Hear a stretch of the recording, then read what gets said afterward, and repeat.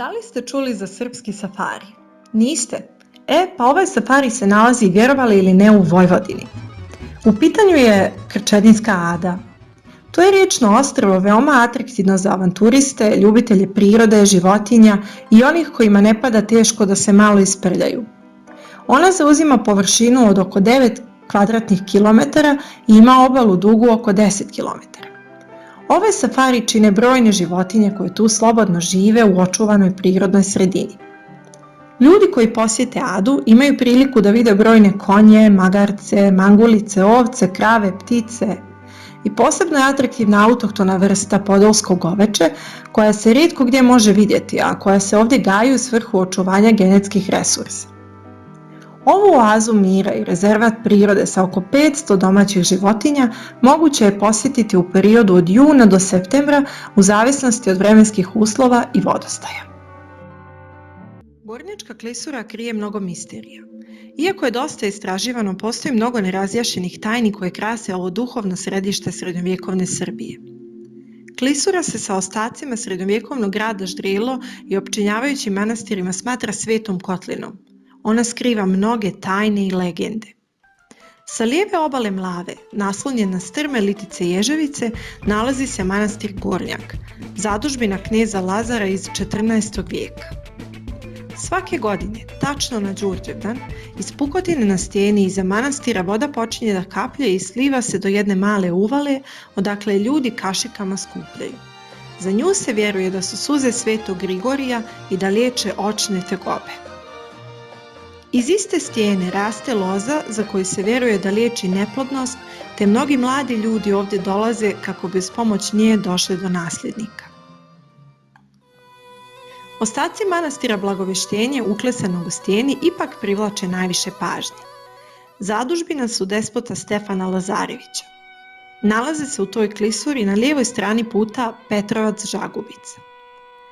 Sagrađen je krajem 14. vijeka i bio je jedan od najistaknutijih manastira toga vremena u Braničevu. Kroz istoriju se do manastira sve do druge polovine 19. vijeka veoma teško dolazilo. Put kroz klisuru išao je u samu Mlavu, a iz korita rijeke dizale su se strme i kamenite strane visokih brda. Sam objekat je podignut u stijeni 20 metara iznad toka Mlave, a kada bi rijeka nadošla, svaka veza sa ovim mjestom bila bi prekinuta. U njemu su prepisivane svete knjige i posjećivali su ga učeni monasi iz svih krajeva.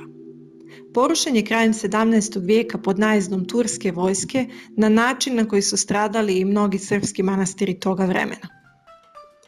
Na pola puta između manastira Gornjak i manastira u stijeni događa se jedan prirodni fenomen.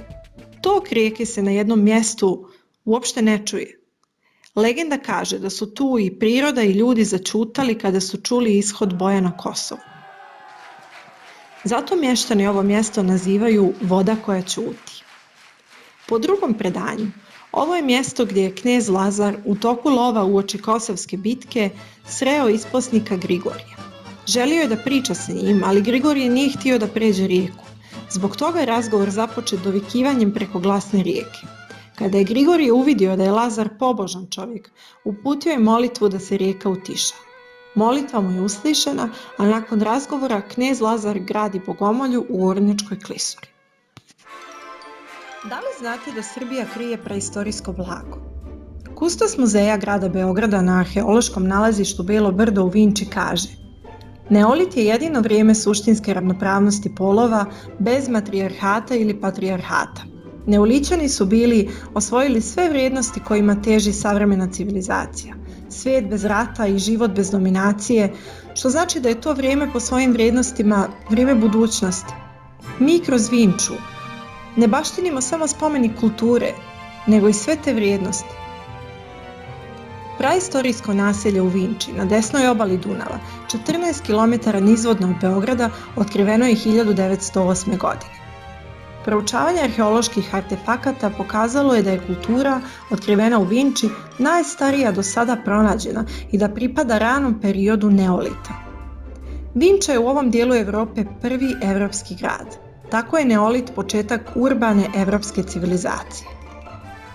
Prva civilizacija nije nastala u Sumeru, Babilonu, ni Egiptu, nego baš na Dunavu, nekoliko kilometara od centra Beograda. Često se dešava da ljudi izdvajaju tolike novce da odu u Egipat i da vide piramide, a prva civilizacija im je tu pred nosom, 14 km jugoistočno od Beograda. Najstariji slojevi na lokalitetu pripadaju ostacima starčevačke kulture. Neposredno prije ove pojave vinčanske kulture, na prostoru centralnog Balkana, u dijelovima Panonske nizije, Transilvanije, Istočne Bosne i Severne Makedonije živjeli su nosioci kulture ranog i srednjeg neolita, koja je dobila ime prema lokalitetu Starčevo. U najnižim slojevima na lokalitetu nalazi se naselje ove kulture, koja je trajala između 6200. i 5200. godine prije nove ere. Činjenica da je Vinča otkrivena veoma rano, u prvim decenijama bavljenja arheologijom na Balkanu, omogućila je da se čitav period poznog neolita u ovom dijelu svijeta nazove njenim imenom vinčanska kultura. Svakako je da je 10 metara debeo kulturni sloj u kome su sadržane sve faze ove kulture zaslužan za status eponimnog nalazišta. Vinča je za sada jedini lokalitet ove kulture gdje su zastupljene sve faze razvoja vinčanske kulture. Naselje zajednice koje se bavila zemljoradnjom, lovom i ribolovom trajalo je na ovom mjestu čitavih 1000 godina, između 5500. i 4500. godine prije nove ere. U brojnim istraženim slojevima pronađeni su ostaci stambenih objekata kao i komunikacije, nalik današnjim ulicama.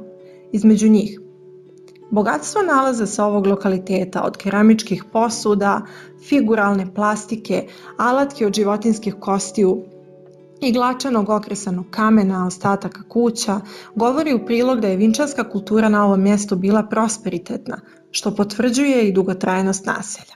Šta mislite šta je ovo? Prizor iz Tolkienovih romana? Windows pozadina vašeg računara? Šumadija? Ništa od navedenog. Ovo je, vjerovali ili ne, Vojvodina. Šumadija usred Banata. Ovo su nestvarna Zagajička brda. Na teritoriji opštine Bela Crkva nalazi se dio specijalnog rezervata prirode od značaja za cijelu Srbiju, a to je Delibatska peščara. Također, kao izdvojena cjelina ovog specijalnog rezervata prirode nalaze se i Dumača i upravo ova Zagajička brda. Zagajička brda, koja izgledom podsjećaju na loptaste bregove, zapravo su drevne peščane dine, dijelom šumovite, a dijelom prekrivene stepskom vegetacijom. Ovi lesni oblici reljefa, obrasli stepskom vegetacijom, predstavljaju jedan od posljednjih sačuvanih stepskih predjela u Vojvodini. Jedinstveni relikt prapejzaža Panonske nizije prije nego što su je progutale oranice. Zanimljivo je da se na obroncima Zagajičkih brda i danas može vidjeti trska koja ovdje raste još od vremena kad su ova brda činila ostrva u Panonskom moru. Zagajička brda su stanište najveće kolonije slijepog kučeta u Europi, a tu žive i druge zaštićene vrste. Manastir Tvrdoš je podignut na temeljima jedne crkvice koja datira još, vjerovali ili ne, iz 4. vijeka, iz vremena Konstantina Velikog, što govori o tradiciji i dugovječnosti hrišćanstva na prostorima današnje Hercegovine. Temelji te crkve se mogu vidjeti u manastiru jer je dio poda manastira odrađen u staklu, tako da se kroz te prozore na podu vide temelji prastare crkve. Tvrdoš sa ruševinama starog manastira leži na krševitoj uzvisini tik do ceste koja iz Trebinja vodi u Ljubinje. Manastir Tvrdoš podignut je oko 1509. a 1517. godine ukrasio ga je fresko slikama dubrovački živopisac Vice Logar.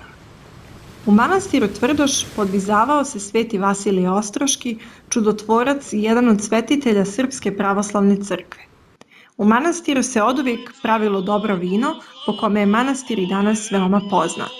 Podrumi i hrastove bačve potiču još iz 16. vijeka.